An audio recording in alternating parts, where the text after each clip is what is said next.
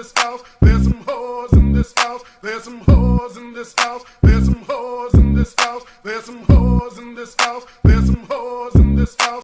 Salut mes loulous, j'espère que vous allez bien. Alors aujourd'hui, on se retrouve pour une nouvelle vidéo qui sera la partie 2 des meilleures séries à regarder sur Netflix. Je vous ai concocté une dizaine de séries que vous allez kiffer et que j'ai adoré comme d'habitude. Donc voilà, continuez la vidéo si vous voulez connaître cette petite liste. Et comme d'habitude, n'hésitez pas à me suivre sur les réseaux sociaux, surtout sur Instagram, je suis vraiment super active. C'est 50 Shades of Folie, n'hésitez pas à venir me poser vos questions si vous en avez. Comme d'habitude, je vous mettrai les extraits des bandes annonces des séries pour vous montrer quelques images et vous donner envie de les regarder.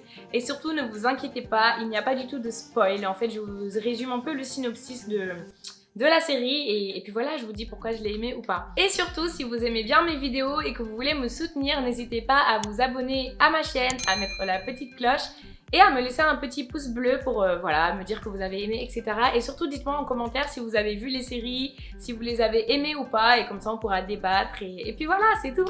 C'est parti pour la vidéo. La première série dont je voulais absolument vous parler, c'est Good Girl. Elle est trop bien cette série. En fait, vraiment, genre, j'étais morte de rire parce que je me suis dit vraiment, Netflix, il nous montre parfois des séries hyper originales et j'adore ça. En fait, cette série, ça parle de daronnes en fait, qui s'ennuient un peu dans leur vie et qui arrivent à un stade en fait où elles ont un peu des problèmes financiers. Du jour au lendemain, c'est une bande de copines en fait, donc 3 mères de famille plus la petite sœur d'une des mamans, qui se disent pourquoi pas braquer des banques. Du coup voilà, elles décident de braquer une banque et à partir de là, bah, tout part en cacahuète en fait parce que bah forcément, elles goûtent une fois à l'argent, après elles commencent à tremper dans des trucs pas très nets et tout.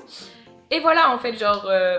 Franchement, la série elle est super marrante, les actrices elles sont super touchantes, elles sont attachantes, le jeu d'acteur est top et vraiment j'ai passé un super moment donc vraiment si vous aimez les séries comme ça, n'hésitez pas à la regarder. La deuxième série dont je voulais vous parler, c'est Ratched. Alors cette série en fait, je sais pas, je suis un peu perplexe parce que j'aime bien et en même temps je suis un peu restée sur ma faim. Donc j'espère qu'il y aura une saison 2. En fait, ça parle de Mildred Ratched, donc c'est une infirmière en fait qui arrive dans un hôpital psychiatrique où elle travaille et en fait dès son arrivée, elle force un peu la main pour être embauchée en fait dans cet hôpital psychiatrique.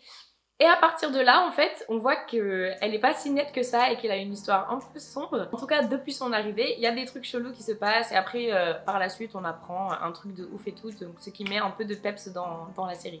Voilà, donc foncez, allez voir Ratched et surtout dites-moi si vous avez aimé parce que c'est vrai que moi, je sais pas trop. On passe à la troisième série qui est une série vraiment coup de cœur et c'est une série française, ce qui est d'autant plus étonnant car moi, la meuf 100% américanisée là qui regarde que des séries américaines et qui critique trop les autres séries, j'ai kiffé.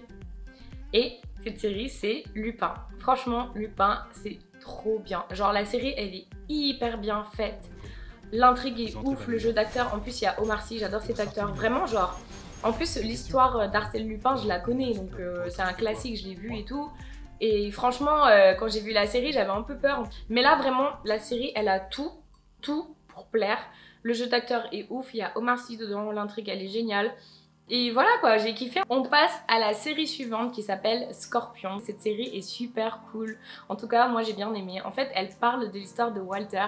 En fait, c'est un jeune homme qui a un QI hyper élevé. Et à partir de là, en fait, il se dit ouais, je suis hyper intelligent, je sais faire plein de trucs. Je vais demander à mes potes, en fait, je vais embaucher une équipe et en fait, on va rassembler toute notre intelligence et toute cette force en fait pour aider les forces et les autorités à résoudre les crimes, les grosses crises, etc. et tout. Et en fait, l'histoire nous tourne autour de ça et c'est un peu genre comme comment dire, comme esprit criminel mais en mode level au-dessus, tu vois.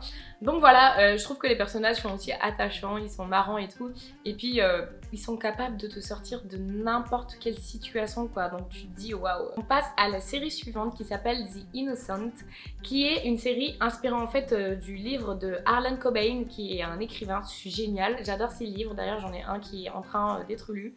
Et je vous conseille vraiment si vous aimez les polars, tout ça, les histoires de ce genre. En fait, cette histoire, elle est trop cool parce que j'adore l'acteur et je trouve que quand tu aimes un acteur dans une série, et bah ça te donne encore plus envie de la regarder. Donc parfois on peut être déçu, mais vraiment là j'ai été encore une fois assez surprise. L'histoire tourne autour en fait d'un jeune homme qui sort de boîte avec ses amis et à la suite voilà, ils ont fait la fête, tout ça et tout, ils se retrouvent pris à partie dans une grosse bagarre qui dégénère. À la suite de cette bagarre en fait le jeune homme il tue quelqu'un et du coup il est emprisonné.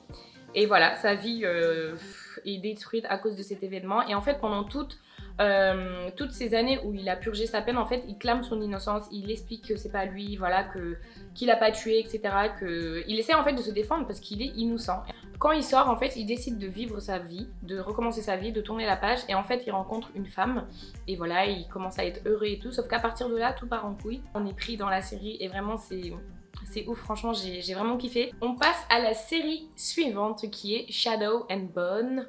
Alors cette série, en fait, je voulais vous la conseiller parce que je sais que vous êtes plusieurs à aimer ce style de série en fait un peu fantastique où voilà, les gens ils ont des pouvoirs, il se passe des trucs et tout. Je suis actuellement en train de la regarder, je suis arrivée, je sais plus quel épisode et j'ai trouvé ça assez sympa. Après, sans vous mentir, c'est pas une série que je kiffe de ouf, mais je trouve qu'elle est vraiment bien et pour le style en fait de série fantastique, pour ceux qui aiment ça, en tout cas, je pense que vous allez kiffer en fait. On passe à la 7e série qui s'appelle Jean. Alors cette série, je l'ai trouvée vraiment bien parce que c'est une série qui est un peu voilà décalée et moi j'aime bien ça, comme vous le savez. Ça parle en fait d'une sortie.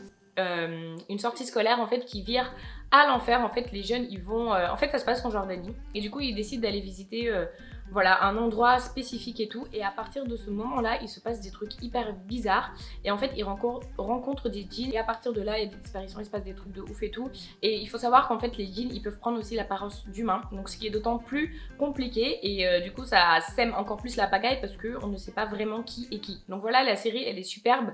Je trouve que le jeu d'acteur est assez cool aussi, c'est une série qui change des séries américaines qu'on a l'habitude de voir, et en plus de ça je trouve que les paysages sont vraiment incroyables. 8e série qui est The Protector. En fait cette série je trouve qu'elle est super cool aussi, ça se passe à Istanbul et c'est un jeune homme en fait qui travaille dans le souk avec son grand-père, qui découvre qu'il est l'héritier de peut-être des pouvoirs magiques qui pourraient lui permettre de sauver le monde et particulièrement Istanbul d'un immortel qui veut détruire absolument Istanbul.